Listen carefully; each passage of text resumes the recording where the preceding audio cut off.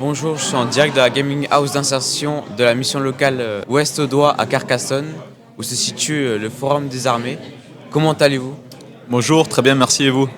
Très bien, très bien. Est-ce que vous pouvez m'en dire plus sur ce qui se passe ici? Bien sûr, aujourd'hui c'est une journée spéciale puisqu'aujourd'hui est organisé par la mission locale le Forum des Armées où sont présents 7 corps de métier de l'armée, du SNU, l'EPID, etc. dans le but de promouvoir un petit peu leur activité et que ça puisse parler aux jeunes. Bonjour, donc je suis le capitaine de frégate Pincopole.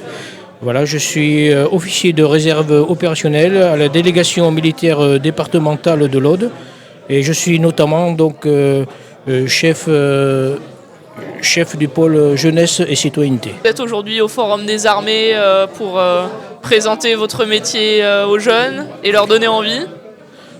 Éventuellement, voilà, si je peux donner envie donc à des jeunes de s'engager dans la Marine nationale, bien sûr, ce sera que positif pour la Marine nationale. Je suis accompagné d'un conseiller de recrutement de l'armée de l'air et de l'espace, Romain. Tout à fait. Comment allez-vous? Très bien, merci beaucoup. Merci de me faire participer à votre interview. Je vais vous poser quelques questions. Bien sûr. Quel âge faut-il pour rentrer dans l'armée?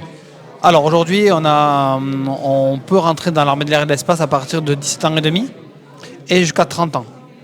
Et quel est le processus de recrutement?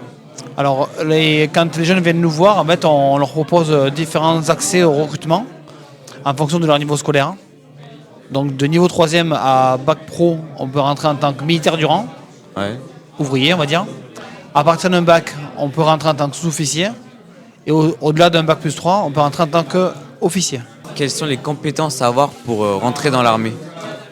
Alors les compétences au départ, c'est par rapport aux sélections. Donc on va demander d'avoir des tests sportifs, donc quelques compétences sportives déjà, se préparer à des tests psychotechniques et après être apte médicalement. Merci d'avoir répondu présent.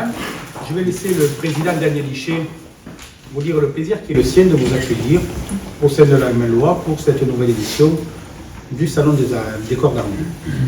Alors comme je contredis toujours le directeur, c'est pas avec plaisir que je vous reçois. Non, c'est avec un grand et immense plaisir que je vous reçois et dans une ambiance chaleureuse et sympathique avec nos agents qui vont être à vos côtés, avec tous les corps d'armée qui sont des partenaires fidèles et historiques de la mission locale. Et voilà, donc nous travaillons avec des entreprises, avec du commerce, des collectivités locales et bien sûr les forces armées dans leur diversité qui permettent à des jeunes de trouver une voie et d'être recrutés et peut-être de faire carrière, en tout cas d'avoir des formations et tout ce qui s'ensuit au niveau de faire encore. Donc merci encore de nous consacrer cette journée dans les nouveaux locaux. Les nouveaux locaux, vous voyez des appareils extrêmement sophistiqués là, qui vont commencer à fonctionner bientôt. Et nous sommes dans l'ère du numérique et de la communication par Internet, etc. Et il faut que la mission locale s'adapte à ces nouvelles technologies avec les jeunes, parce que quand ils arrivent, eux, ils sont déjà imprégnés à travers le smartphone et plein d'outils. Il faut qu'ils puissent trouver aussi des réponses à travers ces outils pour que nous puissions ensuite travailler avec eux sur leur avenir professionnel. Merci beaucoup, je vous souhaite une excellente journée avec toute l'équipe Mélois. Ah ben voilà, il va vous en parler un peu. Et justement, le président vient de faire la liaison. Mehmet, qui travaille à nos côtés depuis le mois de juillet, qui nous a permis de réaliser ce que l'on appelle, qui est à nos côtés, que l'on appelle une gaming house de l'insertion.